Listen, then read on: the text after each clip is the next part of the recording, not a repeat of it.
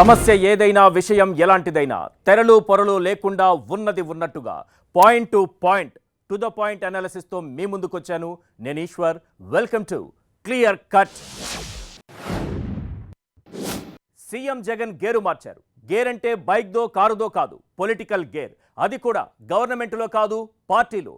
ఇప్పటి వరకు ప్రభుత్వం, పాలనా వ్యవహారాలు, పథకాల అమలు, కోవిడ్ పరిస్థితులు, వైరస్ కట్టడి, అబ్బో ఫస్ట్ హాఫ్ అంతా వీటితోనే సరిపోయింది, అలా సాగిపోయింది. దీంతో పార్టీపై ఫోకస్ పెట్టే ఛాన్స్, టైం రెండూ దొరకలేదు. అందుకే సెకండ్ హాఫ్ను గట్టిగా వాడుకోవాలని డిసైడ్ అయ్యారు జగన్. ఇందుకోసం సెన్సేషన్ డెసిషన్ తీసుకున్నారు. 2.5 ఏళ్ల తర్వాత కేబినెట్ విస్తరిస్తానని ముందే చెప్పిన జగన్ అందుకు అనుగుణంగా గ్రౌండ్ వర్క్ మొదలెట్టేశారు. మంత్రివర్గ విస్తరణ కంటే ముందు ఎమ్మెల్యేలతో 1-to-1 భేటీ అయ్యి ఫటాఫట్ తేల్చేయాలని డిసైడ్ అయ్యారు. ఇంతకీ అసలు ఎమ్మెల్యేలతో ముఖాముఖి ముఖ్యోద్దేశం ఏంటి? ఎవరి పనితీరు ఎలా ఉందో కుండ బద్దలు కొట్టినట్టు చెప్పబోతున్నారా?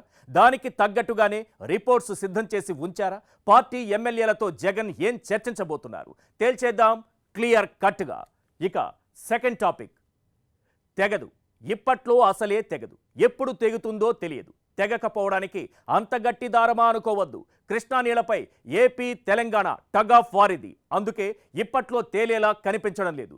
మీటింగుల మీద మీటింగులు ముగిశాక ఫైటింగులు, ఆ తర్వాత చర్చలు, మాటలు, లేఖలు, కాకలు, అబ్బో ఇదిలా కంటిన్యూ అవుతూనే ఉంది. ఇలాంటి పరిస్థితుల్లో కృష్ణా గోదావరి బోర్డు సమావేశం జరిగింది. నీటి వాటాల కేటాయింపు సహా ఇంకా చాలా అంశాలపై తెలంగాణ, ఏపీ భిన్న వాదనలు వినిపించాయి. ఈ నీటి వాటాలే తెలుగు రాష్ట్రాల మధ్య మంటలు రేపుతుంటే గెజిట్లో వెలిగొండ ప్రాజెక్టును చేర్చకుండా ఆజ్యం పోసింది కేంద్రం. వెలిగొండపై తెలంగాణ వాదనేంటి? ఏపీ చెబుతున్న దాంట్లో వాస్తవం ఎంత? బోర్డుల మీటింగులలో సమస్యలు సత్వరం పరిష్కారం అవుతాయా? తేల్చేద్దాం క్లియర్ కట్గా. ఇక థర్డ్ టాపిక్, ఓ అబ్బాయి ఓ అమ్మాయిని చూశాడు. అతనికి ఆమె బాగా నచ్చింది, ప్రేమించాడు, ఒప్పించాడు, పెళ్లి కూడా చేసుకున్నాడు. కొంతకాలం అంతా బాగానే నడిచింది. కానీ పరిస్థితులు ఎప్పుడూ ఒకేలా ఉంటే బాగుంటుందని కొందరు కోరుకుంటారు, మారిపోవాలని కొందరు అనుకుంటారు. అలా మారిన ప్రతిసారి కొందరికి ప్లస్ అవుతుంది, మిగతా వాళ్లకు మైనస్ అవుతుంది. ఇక్కడ కూడా అదే జరిగింది. ఎంతో ప్రేమించి పెళ్లి చేసుకున్న అమ్మాయిని వదిలేసుకోవాలని డిసైడ్ అయ్యారు. డివోర్స్ తీసుకోవాలని డెసిషన్ తీసుకున్నాడు. ఇదంతా తెలుగు సినిమా స్టోరీ లైన్ కాదు, ఎల్ఎన్టీ వేసిన హైదరాబాద్ మెట్రో లైన్ స్టోరీ. ఎంతో కష్టపడి, ఎంతో ప్రేమించి గులాబీ మొక్కకు అంటుకట్టినట్లు, సొంతింటికి గోడ కట్టినట్లు చాలా శ్రద్ధగా, పద్ధతిగా హైదరాబాద్ మెట్రోను నిర్మించిన ఎల్ఎన్టీ సంస్థ ఇప్పుడు మెట్రోకు విడాకులు ఇచ్చేస్తానంటోంది. అసలు ఎల్ఎన్టీకి ఈ పరిస్థితి ఎందుకు వచ్చింది? మెట్రోతో కష్టాలు నష్టాలు తప్ప లాభాలు లేవా? మెట్రో ఫర్ సేల్ అని బోర్డు ఎందుకు తగిలించాల్సి వచ్చింది? తేల్చేద్దాం క్లియర్ కట్గా. ఇక ఫస్ట్ టాపిక్, జగన్ పేరులాగే డెసిషన్స్ కూడా గన్ షాట్గానే ఉంటాయి. అందుకే మధ్యవర్తులు, సమన్వయకర్తలు పార్టీ ఇన్ఛార్జీలతో కాదు, డైరెక్ట్గా పార్టీ ఎమ్మెల్యేలతోనే మాట్లాడాలని డిసైడ్ అయ్యారు సీఎం జగన్. విషయం ఎలాంటిదైనా వారితోనే చర్చిస్తారు. ఎమ్మెల్యేల అభిప్రాయాలు తెలుసుకుంటారు. చివరాఖరికి వారి పనితీరుపై ప్రశ్నలు కూడా సంధించబోతున్నారు. ఇప్పటికే పార్టీ ఎమ్మెల్యేలపై అంతర్గత సర్వేలు చేయించిన జగన్ రిపోర్టును బట్టి తన రియాక్షన్, ఆ తరువాత యాక్షన్ చూపిస్తారనే టాక్ నడుస్తోంది. ఆంధ్రప్రదేశ్ ముఖ్యమంత్రిగా జగన్ బాధ్యతలు చేపట్టి 27 నెలలు పూర్తవుతోంది. సీఎం అయ్యాక పరిపాలనలో దూకుడు పెంచిన జగన్ ఇప్పటి వరకు పాదయాత్రలో, మేనిఫెస్టోలో ఇచ్చిన హామీలు నెరవేర్చడంపైనే దృష్టి పెట్టారు. ఒకానొక దశలో ఒకరిద్దరు మంత్రులు, ఎంపీలు, ప్రభుత్వ సలహాదారులు, అధికారులకు మాత్రమే అపాయింట్మెంట్ ఇచ్చారు. వారి మాటలనే ప్రామాణికంగా తీసుకున్న సీఎం మిగతా ఎమ్మెల్యేలను దగ్గరికి రానివ్వలేదన్నది వైసీపీ ఇంటర్నల్ టాక్. అధినేతకు నియోజకవర్గ సమస్యలతో పాటు పార్టీలు అంతర్గత కుమ్ములాటలను వివరించాలని చూసిన అవకాశం రాలేదన్న అసహనం కొందరిలో ఉంది. చాలామంది ఎమ్మెల్యేలు సీఎంను కలిసేందుకు ఛాన్స్ దక్కడం లేదని అంతర్గత చర్చల్లో ఆవేదన వ్యక్తం చేస్తూ వచ్చారు. కొందరు కీలక నాయకులకు పార్టీ బాధ్యతలు అప్పగించిన సమస్య కొరికి రాలేదని జగన్ ఫీల్ అయ్యారు. అందుకే ఆయనే నేరుగా రింగ్లోకి దిగుతున్నారు. 151 మంది ఎమ్మెల్యేలను పిలిపించుకుని మాట్లాడబోతున్నారు జగన్. అందరినీ ఒక్కసారిగా కాదు, 1 by 1, అందులోనూ 1-to-1. రిపోర్ట్స్ కూడా చేతిలో సిద్ధంగా పెట్టుకున్నారు. ఎమ్మెల్యేలతో జరిగే 1-to-1 భేటీలో పార్టీ సమన్వయకర్తలు, జిల్లా మంత్రులు ఎవరూ ఉండరు. ఒక్కో ఎమ్మెల్యేలతో కేవలం జగన్ మాత్రమే మాట్లాడేలా ప్రోగ్రాం ఫిక్స్ చేశారా? 151 మంది ఎమ్మెల్యేలకు సంబంధించి వారి నియోజకవర్గాల్లో పార్టీ పరిస్థితి, వారి పనితీరు వంటి అంశాలపై సీఎం అంతర్గత సర్వేలు చేయించారా? వాటికి సంబంధించినటువంటి రిపోర్టులు కూడా రెడీగా ఉన్నాయా? ఎస్, అన్ని ప్రశ్నలకు అవును అన్నదే సమాధానం. ఇక జిల్లాల వారీగా ఎమ్మెల్యేలతో సమావేశం కావటమే మిగిలింది. ఒక్కొక్క ఎమ్మెల్యేను ఛాంబర్లోకి పిలిచి సర్వే రిపోర్టును టేబుల్ మీద ఉంచి మంచి చెడ్డ మాట్లాడనున్నారు సీఎం జగన్. ఫీడ్బ్యాక్ బాగుంటే ఓకే, లేకపోతే షాకే అన్నట్లుగా ఉండబోతోంది వ్యవహారం. సర్వే రిపోర్టుల ఆధారంగా ఎమ్మెల్యేలకు క్లాస్ తీసుకోనున్నారు జగన్. ఇదే టైంలో వారి బలాలు బలహీనతలపైన డిస్కస్ చేయనున్నారు. ఎక్కువగా ఆరోపణలు ఎదుర్కొంటున్న వాళ్లకు 4 గోడల మధ్య DTS రేంజ్లో అక్కడికక్కడే వార్నింగ్ ఇచ్చేస్తారు. తీరు మార్చుకోవాలని చెబుతారు. ఇదే రిపీట్ అయితే ఫ్యూచర్ ఏంటో చెప్పేస్తారు. పనితీరు బాగుంటే వారికి కల్పించాల్సిన అవకాశాలపై నేరుగా వారితోనే చర్చించనున్నారు జగన్. ముఖ్యంగా వైసీపీలో సమన్వయ లోపం బాగా పెరిగిపోయింది. ఎమ్మెల్యేలకు, లోకల్ లీడర్లకు, అధికారులకు, ఇతర పార్టీల నుంచి వచ్చిన నాయకులకు మధ్య పెద్దగా పొసగడం లేదు. రోజురోజుకు వారి మధ్య విభేదాలు పెరిగిపోతున్నాయి. పార్టీలోనూ ప్రభుత్వంలోనూ సమన్వయం ఉండేలా క్షేత్రస్థాయిలో అధికారులపై వస్తున్న పార్టీ నేతల ఫిర్యాదుల విషయాలపైన చర్చించనున్నారు. నిజానికి ఇలాంటివన్నీ డీల్ చేసి సెట్ చేసేందుకు జగన్ 3 కీలక నేతలకు బాధ్యతలు అప్పచెప్పారు. అయినా పరిస్థితిలో మార్పు రావడం లేదు. ఇదిలాగే కంటిన్యూ అయితే పార్టీ బలహీనపడే అవకాశం ఉందని జగన్ గ్రహించారు. అందుకే ఆయనే నేరుగా సీన్లోకి దిగారు. తరచుగా విభేదాలకు కారణమవుతున్న వారికి క్లాస్ గట్టిగానే ఉండబోతోందట. ఈ 1-to-1 మీటింగ్లోనే మంత్రివర్గంలో అవకాశాలపై ఎమ్మెల్యేలు నేరుగా సీఎంకు తమ మనసులో మాట చెప్పుకునే ఛాన్స్ ఉంది. కేబినెట్ బెర్త్పై ఆశలు పెట్టుకున్న ఎమ్మెల్యేలకు ముఖ్యమంత్రి జగన్ తన అభిప్రాయాన్ని కూడా ఫటాఫట్ చెప్పేయనున్నారు. వారి రాజకీయ భవిష్యత్తుకు సంబంధించి భరోసా ఇవ్వనున్నారు. సీఎం జగన్ నేరుగా ఎమ్మెల్యేలతో భేటీ కావాలని నిర్ణయం తీసుకోవడం పట్ల కొన్ని ప్రశ్నలు వినిపిస్తున్నాయి. అవేంటో కూడా మనం ఒక్కసారి స్క్రీన్ పైన చూద్దాం. పార్టీలో సమన్వయ లోపాన్ని సరిచేసేందుకేనా? ఎమ్మెల్యేలతో భేటీ కేబినెట్ విస్తరణలో భాగమా? వైసీపీ ఎమ్మెల్యేల పనితీరును మెరుగుపరిచేందుకే ఈ భేటీ జరగబోతోందా? 2024 ఎన్నికలే టార్గెట్గా జగన్ ఇప్పటి నుంచే పావులు కదుపుతున్నారా? అయితే జరుగుతున్న రాజకీయ పరిణామాలను బట్టి చూస్తుంటే సీఎం జగన్ అడుగులు మిషన్ 2024 వైపు పడుతున్నట్లు కనిపిస్తోంది. వచ్చే నెలలో రచ్చబండ కార్యక్రమంతో సాధ్యమైనంత కాలం జనాల్లో ఉండాలని జగన్ నిర్ణయించుకున్నారు. ఈలోగా ఎమ్మెల్యేలతో ఏకాంత భేటీలు పూర్తి చేయాలని చూస్తున్నారు. ముఖ్యమంత్రిగా తాను ప్రజల్లోకి వెళ్లడం ద్వారా రాబోయే 2 ఏళ్లలో పార్టీ నాయకులంతా పూర్తిగా ప్రజలతో మమేకమయ్యేలా ప్లాన్ చేసేందుకు సిద్ధమయ్యారు. ప్రతిపక్ష పార్టీలకు ఏమాత్రం అవకాశం లేకుండా అధికార పార్టీ నేతలే ఎక్కువగా ప్రజల్లో ఉండేలా జగన్ స్కెచ్ గీస్తున్నట్లు తెలుస్తోంది. పార్టీ ఎమ్మెల్యేలతో ముఖాముఖి నిర్వహించాలన్న జగన్ నిర్ణయంపై వైసీపీ ఎమ్మెల్యే కరణం ధర్మశ్రీ ఏమంటున్నారో ఒక్కసారి మనం స్క్రీన్ పైన చూద్దాం. పార్టీ పరంగా కానీ లేదు ప్రభుత్వ పరంగా కానీ ఈ రాష్ట్ర ప్రగతి కోసం, రాష్ట్ర అభివృద్ధి కోసం పూర్తిగా అవగాహన ఉన్నటువంటి వ్యక్తుల్ని, అలాగే రేపు ఎవరికైనా సరే ఎక్స్పాన్షన్లో అవకాశం ఇచ్చినప్పుడు తద్వారా ఇటు పార్టీకి అటు ప్రభుత్వానికి ఒక చిత్తశుద్ధితో పనిచేయగల అంకితభావంతో కూడుకున్నటువంటి వ్యక్తిని ఎంపిక చేస్తారు జనరల్గా. దానిలో ఆ మనిషి తాలూకు లాయల్టీ పరిగణలో తీసుకుంటారు, సిన్సియారిటీని పరిగణలో తీసుకుంటారు, ఇంకో కోణంలో సీనియారిటీని పరిగణలో తీసుకుంటారు. సీనియారిటీకి ప్రయారిటీ ఇచ్చి అది ఇవ్వడం వల్ల ప్రభుత్వానికి కానీ పార్టీకి కానీ మంచి పాపులారిటీ పెరిగే విధంగా ఉన్నటువంటి వ్యక్తిని ఎంపిక చేయాలనేది ముఖ్యమంత్రి గారి తాలూకు ఆలోచన సరళి ఉంటుంది ముఖ్యమంత్రి అయినా. అదేవిధంగా కేబినెట్ బెర్తులపైన ఫుల్ క్లారిటీ వచ్చే అవకాశం ఉంది. 2.5 ఏళ్ల తర్వాత కొత్త కేబినెట్ ఉంటుందని జగన్ ఇదివరకే చెప్పేశారు. అయితే మంత్రివర్గంలో ఎవరికి అవకాశం ఇస్తారు, ఎవరిని తప్పిస్తారన్నది 1-to-1 మాట్లాడినప్పుడే వారికి చెప్పేస్తారా? అందరి రిపోర్ట్స్ జగన్ టేబుల్పై ఉన్నాయా? ఆ రిపోర్ట్స్ ఆధారంగానే కేబినెట్లో చోటైనా వచ్చే ఎన్నికల్లో టికెట్ అయినా ఆధారపడి ఉంటుందా? ఇప్పుడివే సీఎం నివాసం చుట్టూ తిరుగుతున్న ఎమ్మెల్యేల ప్రశ్నలు. ముందుగా చెప్పినట్లు ప్రస్తుత కేబినెట్లో 90% మందిని తప్పిస్తారా, లేక మొత్తం కేబినెట్నే మార్చేస్తారా అనే టెన్షన్ ప్రస్తుత మంత్రుల్లో కొనసాగుతోంది. కేబినెట్ విస్తరణ సమయంలో ఎవరి నుంచి బహిరంగ అసంతృప్తి బయటకు రాకుండా ముందుగానే చర్యలు చేపట్టారని చెప్పొచ్చు.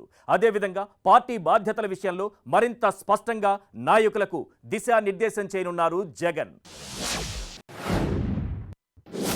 ఇక సీఎం జగన్ నేరుగా తమతో మాట్లాడేందుకు టైం కేటాయించడంతో వైసీపీ ఎమ్మెల్యేలు చాలా మందిలో జోష్ కనిపిస్తోంది.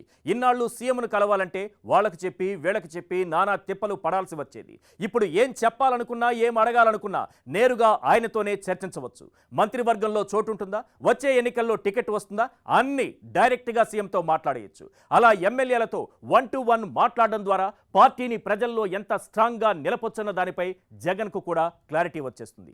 ఏదేమైనా ఏదేమైనా 2024 ఎన్నికల మీద జగన్ ఇప్పటి నుంచే ఫోకస్ పెట్టారన్నది మాత్రం క్లియర్ కట్లో సెకండ్ టాపిక్ చూద్దాం. గోదావరి కూల్గానే ఉంది. దానిపై రెండు తెలుగు రాష్ట్రాల మధ్య ఎలాంటి పంచాయతీ లేదు. నదీ ప్రవాహంలాగే అంతా ప్రశాంతంగా ఉంది. కానీ రగులుతున్న కాక మొత్తం కృష్ణా నీళ్ల మీదే. కృష్ణమ్మ ఎన్ని మలుపులు తిరుగుతూ పారుతుందో తెలంగాణ ఏపీ మధ్య వివాదాలు కూడా అన్ని రకాల మలుపులు తీసుకుంటున్నాయి. ఏ చిన్న విషయం తేడాగా అనిపించినా రెండు రాష్ట్రాలు లేఖాస్త్రాలు సంధించుకుంటున్నాయి. కృష్ణా బోర్డు ముందు పంచాయతీ పెడుతున్నాయి. ఇప్పుడు నీటి వాటాలపై నిప్పులు రగులుతున్నాయి. కృష్ణా నీటిపై తెలంగాణ వినిపిస్తున్న వాదనేంటి? 2015-16 నుంచి ప్రతి ఏటా పొడిగిస్తూ వచ్చిన నీటి కేటాయింపుల తాత్కాలిక ఏర్పాటును మార్చాలని కోరుతోంది.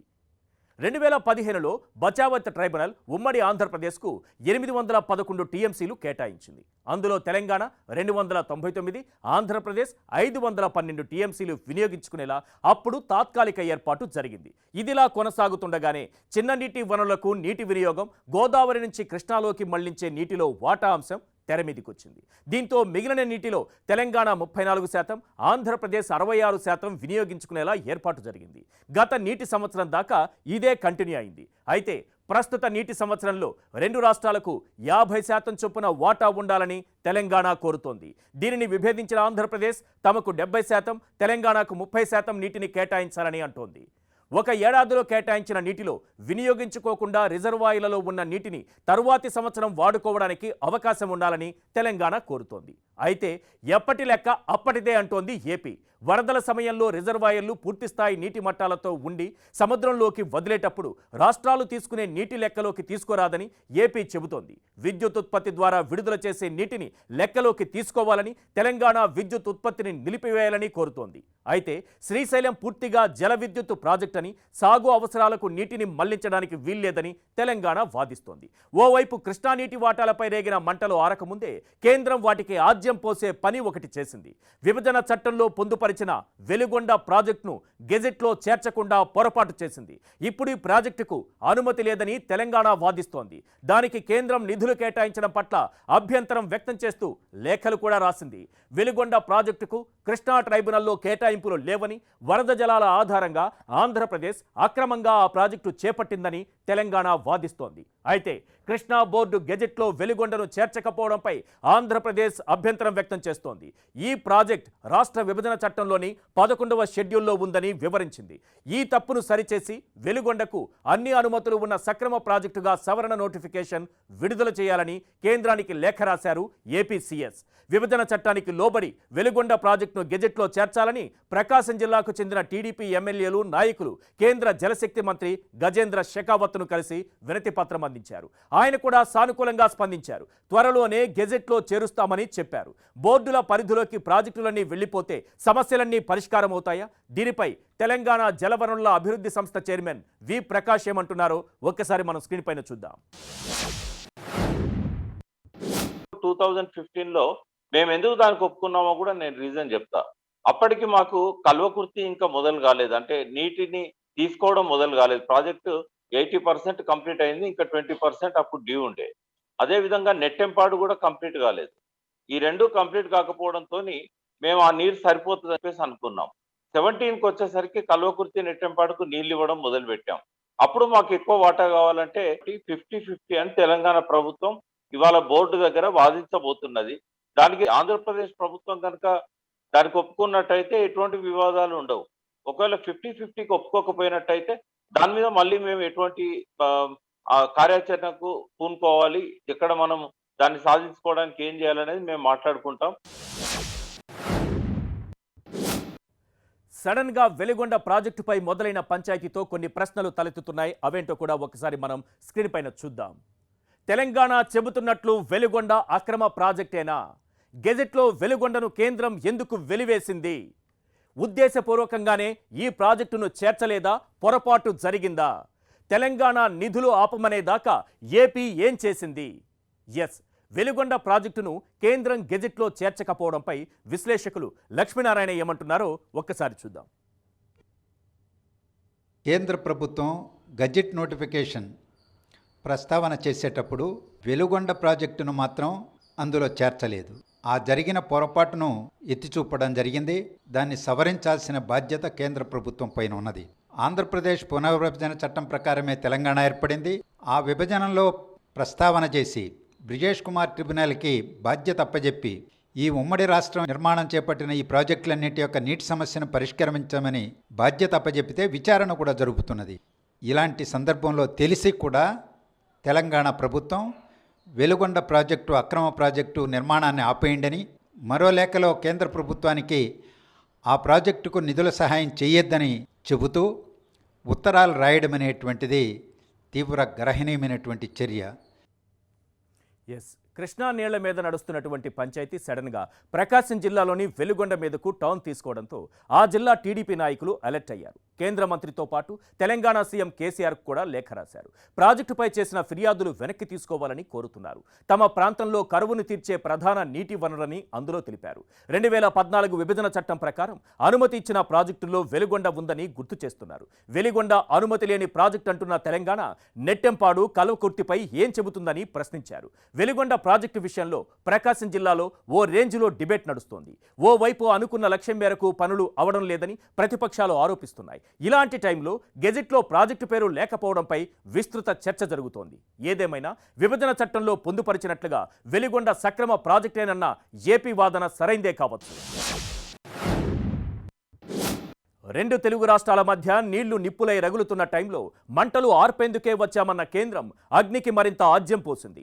ఉన్న కొట్లాట చాలదన్నట్లుగా కొత్త సమస్యను సృష్టించింది. ఇప్పుడు మళ్లీ తెలుగు రాష్ట్రాల మధ్య కొత్త పంచాయతీకి తానే నిప్పు పెట్టింది. అయ్యా తప్పు చేశారు సరిదిద్దండి అంటే ఇదిగో చేస్తాం అదిగో చేస్తామంటున్నారే తప్ప తప్పును సరిదిద్దే ప్రయత్నం చేయటం లేదు. ఇప్పుడు ప్రాజెక్టులన్నీ బోర్డుల పరిధిలోకి వెళుతున్నాయి. ఇంతకాలం మీటింగులకు రాని మొరాయించిన తెలంగాణ కూడా తమ వాదన వినిపించేందుకు ముందుకొచ్చింది. ఉన్న సమస్యలను పరిష్కరించడం బోర్డుల బాధ్యత అయితే వెలుగొండని గెజెట్లో చేర్చాల్సిన బాధ్యత కేంద్రానిదే అన్నది మాత్రం క్లియర్ కట్.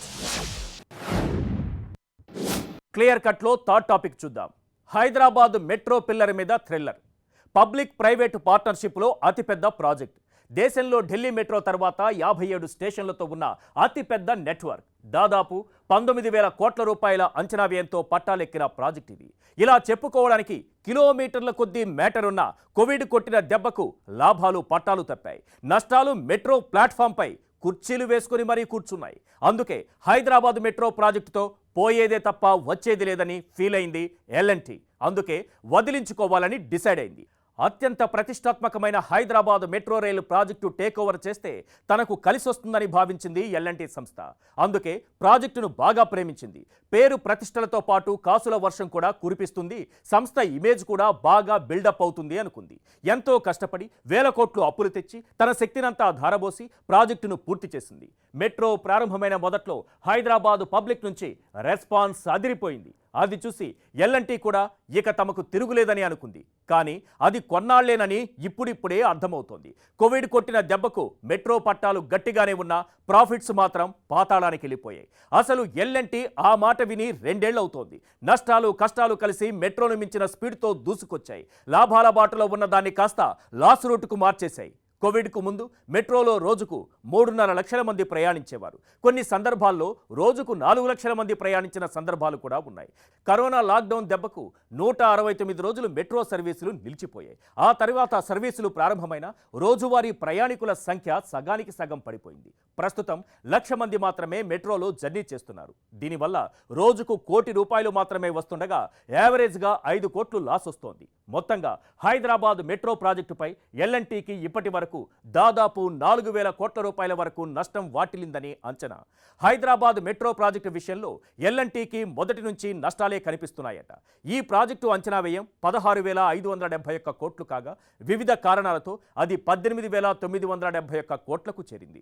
ఇందులో 13,500 కోట్లను అప్పుల ద్వారానే సేకరించింది L&T. దీనికి తోడు 2019-20 ఆర్థిక సంవత్సరంలో 383 కోట్లు నష్టాలు వచ్చాయి. 2020-21కి వచ్చేసరికి నష్టాలు ఏకంగా 1,766 కోట్ల రూపాయలకు చేరింది. ఈ ఆర్థిక సంవత్సరం తొలి క్వార్టర్లోనే 400 కోట్ల రూపాయల నష్టాలను చవిచూసింది L&T. ఈ ఆర్థిక సంవత్సరం ముగిసే నాటికి నష్టాలు 1,500 కోట్ల దాకా చేరొచ్చని అంచనా వేస్తున్నారు. కోవిడ్ కారణంగా 2020 మార్చి 23 నుంచి సెప్టెంబర్ 8 వరకు దాదాపు 6 నెలల పాటు మెట్రో రైల్ సేవలు పూర్తిగా నిలిచిపోవడమే ఈ రేంజ్ లాస్కు మెయిన్ రీజన్. ఇప్పుడు సర్వీసులు నడుస్తున్నా కోవిడ్ తర్వాత ముందు ఉన్నంత రద్దీ లేదు. సో ఈ ఆర్థిక సంవత్సరం కూడా నష్టాలు కన్ఫర్మ్ అని డిసైడ్ అయింది ఎల్ఎన్టీ. అందుకే హైదరాబాద్ మెట్రో రైల్ ప్రాజెక్టులో తన వాటాను విక్రయించాలని నిర్ణయించుకుంది. ప్యాసింజర్ల సంఖ్య తగ్గిపోవడం, ప్రాజెక్టు వ్యయం పెరిగిపోవడంతో ఎల్ఎన్టీ సంస్థకు అసలు వడ్డీ చెల్లింపులు భారంగా మారాయి. ఐటీ ఇండస్ట్రీ ఉద్యోగుల వర్క్ ఫ్రం హోమ్తో ఇప్పట్లో ప్రయాణికుల సంఖ్య పెరిగే అవకాశం కనిపించడం లేదు. నష్టాలను దృష్టిలో పెట్టుకుని అతి తక్కువ వడ్డీతో సాఫ్ట్ లోన్గా 5,000 కోట్ల రూపాయలు ఇవ్వాలని తెలంగాణ ప్రభుత్వాన్ని కోరింది ఎల్ఎన్టీ సంస్థ. ఈ ప్రతిపాదనలు రాష్ట్ర ఆర్థిక శాఖ పరిశీలన దశలో ఉన్నాయి. ఎంత మొత్తం సాయం చేసే అవకాశం ఉందో పరిశీలించాల్సిందిగా సీఎం కేసీఆర్ అధికారులను ఆదేశించారు. మరోపక్క 4,000 కోట్ల రూపాయల పెట్టుబడుల కోసం నేషనల్ ఇన్వెస్ట్మెంట్ అండ్ ఇన్ఫ్రాస్ట్రక్చర్ ఫండ్తో జరుపుతున్నటువంటి చర్చలు కూడా ఇంకా కొలిక్కి రాలేదు. దీంతో హైదరాబాద్ మెట్రో రైలు ప్రాజెక్టులో తన వాటాను అమ్ముకోవడమే మేలనే నిర్ణయానికి వచ్చింది ఎల్ఎన్టీ. హైదరాబాద్ మెట్రోలో ఎల్ఎన్టీ తన వాటా అమ్ముకోవడంపై ఇప్పుడు కొన్ని ప్రశ్నలు వినిపిస్తున్నాయి. అవేంటో కూడా మనం ఒకసారి స్క్రీన్ పైన చూద్దాం. నష్టాలను అధిగమించేందుకే వాటా అమ్మేస్తున్నారా? మెట్రోతో లాభం లేదని ఎల్ఎన్టీ డిసైడ్ అయిందా? మెట్రో మళ్లీ లాభాల పట్టాలెక్కేటటువంటి మార్గమే లేదా? ఎల్ఎన్టీ మెట్రోకి డివోర్స్ ఇస్తే జరిగేది ఏంటి? అసలు మెట్రో విషయంలో ఎల్ఎన్టీ అంచనాలేంటి? వాటాను అమ్ముకునే పరిస్థితి ఎందుకు వచ్చిందన్న దానిపై ప్రొఫెసర్ సి రామచంద్రయ్య ఏమంటున్నారో ఓసారి మనం స్క్రీన్ పైన చూద్దాం. కోవిడ్ రాకముందు అత్యంత ఎక్కువ సంఖ్యలో ప్రయాణించిన రోజు 4.5 లక్షల మంది ప్రయాణించారు హైదరాబాద్ మెట్రోలో. ఒక ఓల్డ్ సిటీలో 5.5 కిలోమీటర్లు తప్ప ప్రాజెక్ట్ మొత్తం పూర్తయింది. మొదట్లో లేని రూటు రాయదుర్గం వరకు ఎక్స్టెండ్ అయింది, ఒక 1.5 కిలోమీటర్లు. సో ఆ మేర చూస్తే ప్రాజెక్టులో పెద్ద తేడా లేదు లెంగ్త్లో. సో హైదరాబాద్ 15 లక్షల మంది వెళతారు 2014లో, లేకపోతే పూర్తయిన రోజు కనుక్కుంటే అందులో 3వ వంతు కంటే ఎక్కువ మంది వెళ్ళరు. సో మేము చెప్పిన దాని ప్రకారం 4.5 లక్షకి అది. అంటే ప్యాసింజర్ సంఖ్య ఓవర్ అంచనా వేశారు. అంటే మిస్లీడింగ్ అంచనాలు అంటాం మేము. ప్రాజెక్టు ఆమోదం పొందడం కోసం వేసేటువంటి తప్పుడు అంచనాలు. అన్ని ప్రాజెక్టులు జరిగినట్టే మెట్రోలో కూడా జరిగింది. ఈరోజు అంతమంది లేరు కాబట్టి నీకు ఆదాయం రాదు. సో ఎల్ఎన్టీకి ఒక్క రంగంలో ఆదాయం రావడం లేదు అనుకున్నంత. పెద్ద ఆదాయం ఎక్కడి నుంచి రావాలి? దాదాపు 50% మీకు రియల్ ఎస్టేట్ నుంచి రావాలి. ఉన్న ఛార్జీలే ఎక్కువని మనకు విమర్శిస్తున్నాం. ప్యాసింజర్ ఫేర్ పెంచుకుంటూ పోయే అవకాశం లేదు. ప్యాసింజర్స్ లేరు. కోవిడ్ ఇంకా అదనంగా దెబ్బతీసింది కాబట్టి ఒక రంగం నుంచి రాదు. రియల్ ఎస్టేట్ నుంచి చాలా పెద్ద ఎత్తున వస్తుందనుకున్నారు, రావడం లేదు. రాష్ట్ర ప్రభుత్వం ఇవ్వడం లేదు. వాళ్ళు 3,000 కోట్లు అడిగితే కోవిడ్ వల్ల వాళ్ళకి ఏ విధమైనటువంటి కొంత పరిహారం ఏదో ఒక రూపంలో, రాయితీను ఏదో ఒక రూపంలో అది వస్తున్నట్టు కనపడడం లేదు. కాబట్టి ఈరోజు ఇంక దీన్ని ఎక్కడి నుంచి ఎన్ని రోజుల పాటు బయట నుంచి తెచ్చి డబ్బులు పెట్టి నడిపిస్తాం. హైదరాబాద్ మెట్రోను అత్యంత ప్రాధాన్యమున్న ప్రాజెక్టుగా భావించిన ఎల్ఎన్టీ ఇప్పుడు తనకున్న కంపెనీల్లో అప్రాధాన్యత లిస్టులో చేర్చింది. తప్పనిసరి పరిస్థితుల్లో వాటాను అమ్ముకోవాల్సిన పరిస్థితి వచ్చింది.